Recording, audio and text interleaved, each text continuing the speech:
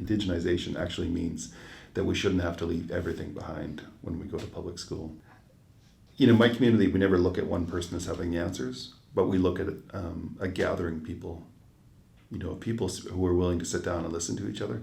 We feel like that's our best hope for solving a problem, or maybe to start solving a problem, because we know this will take quite a long time.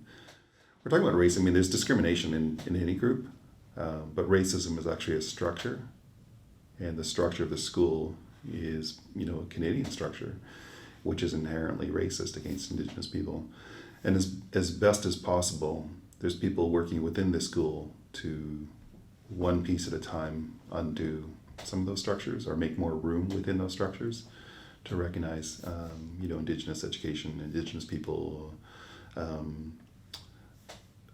there's not room within this structure yet to allow us to go fishing when the fish are spawning. We can't take, a couple weeks off in the middle of the semester and go fishing. So to engage in the system, we have to let go of cultural activities, which is very, very hard for us. It's very, very hard. So they look at this like much longer time frame. And I think what it'll take is everyone feeling invested in it.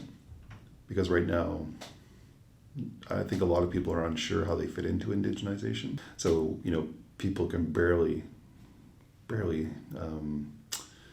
feel the weight of that truth, fully understand the weight of what happened there. Or people will say, well, residential schools, at least you got to speak English and at least you got a real education.